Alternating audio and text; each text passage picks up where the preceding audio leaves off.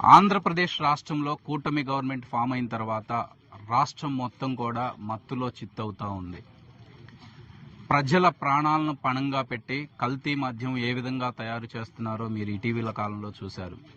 చిత్తూరు మొదలుకొని వయా కృష్ణా జిల్లా, ఏలూరు, అమలాపురం, అనకాపల్లి వరకు ప్రతి ఊరిలోనూ కల్తీ మద్యం ఏ విధంగా అమ్ముడుపోతుంది, ఏ విధంగా సప్లై చేస్తున్నారో మీరు అందరూ చూస్తూనే ఉన్నారు.